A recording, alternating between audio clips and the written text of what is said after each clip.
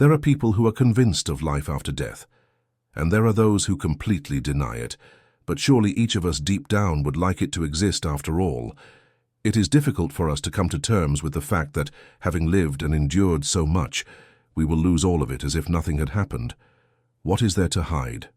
We all, even the most convinced materialists and cynics, and those who think that life after death is no more than a fairy tale, deep inside want there to be something else on the other side of our existence, and it does not matter in what form, as long as we continue to live. That is why every person seeks evidence that our temporary being has a continuation, and in fact, such evidence exists. Moreover, all people constantly encounter them, but unfortunately do not notice their obviousness. Watch this video to the end, and you will learn what exactly is being talked about and why the otherworldly realm is not a fiction, and you will also understand how one can look into that amazing space that awaits all of us after the completion of the earthly path.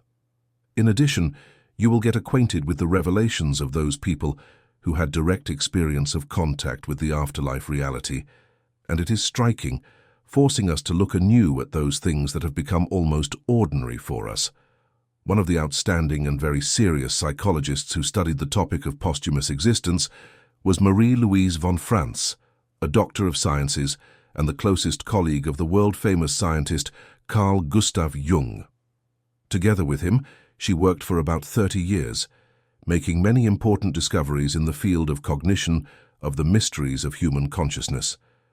Marie-Louise von Franz is a specialist in the field of psychological interpretation of fairy tales and myths, dreams and alchemical texts.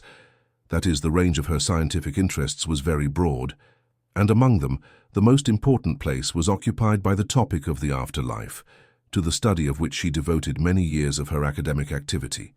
She is the author of a large number of scientific articles and books, and among them one stands out especially, the one that she did not want to publish for a long time. It contained a multitude of shocking information from which traditional science preferred to brush off and not take into account. But, as is known, ignoring reality does not lead to anything good.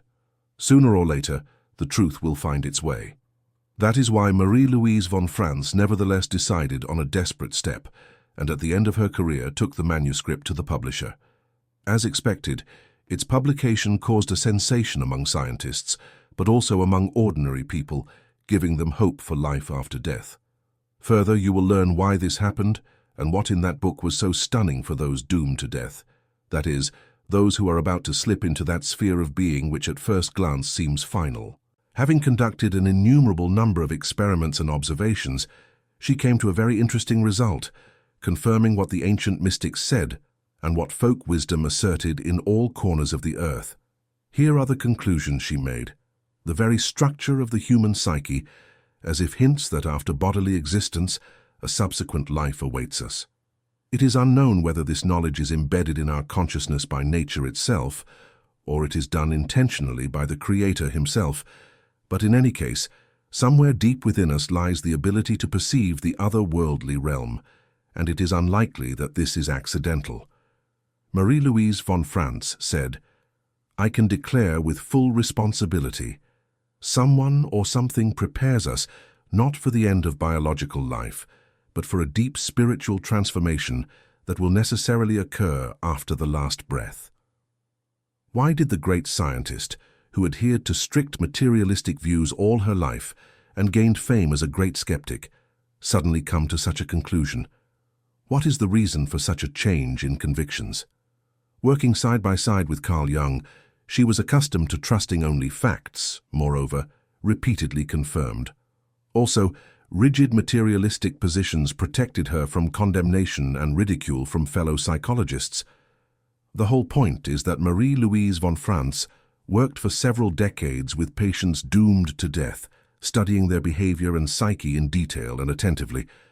In the end, already at the sunset of her own life, she published a book dedicated to the study of dreams and visions of those people who, experiencing moments of awareness not only of the end of their bodily existence, but also receiving confirmation that their being does not end with that.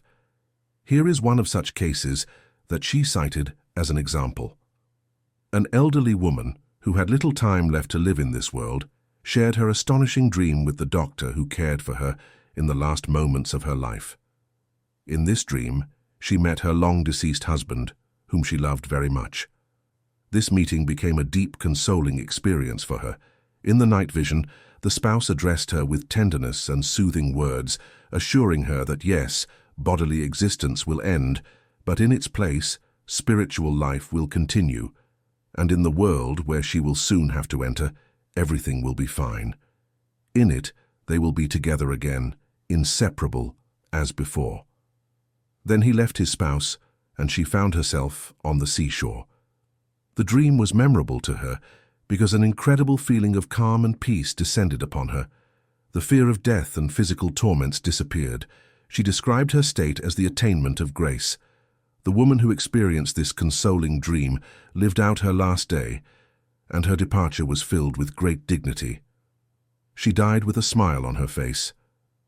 Regarding this and other similar cases, Marie-Louise von France said, "It is difficult for us to believe that life after death continues, and it is even more difficult to imagine how such a life proceeds. This is connected with the fact that in the process of our physical being, we, as a rule, stop distinguishing ourselves and our body.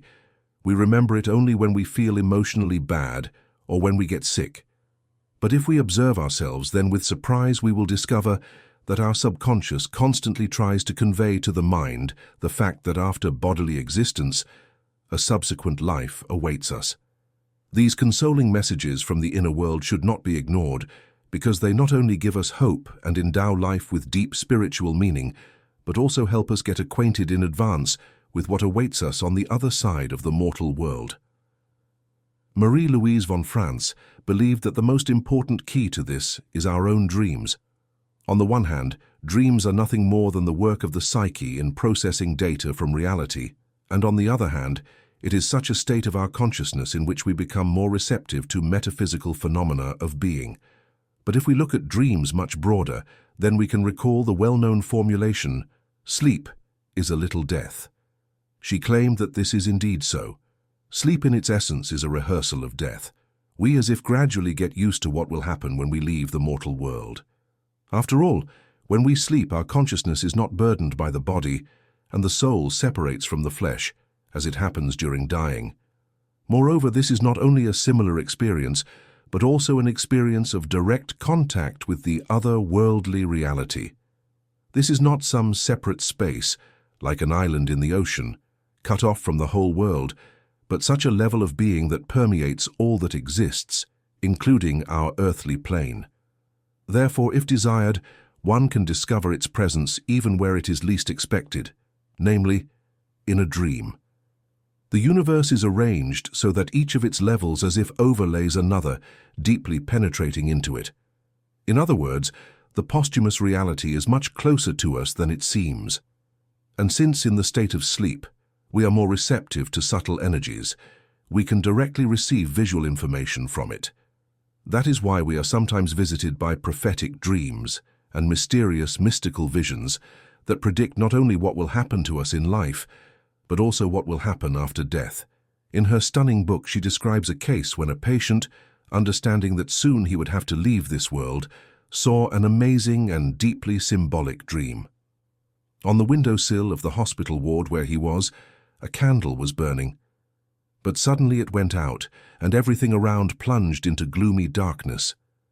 This filled his soul with anxiety and a gloomy premonition of imminent departure.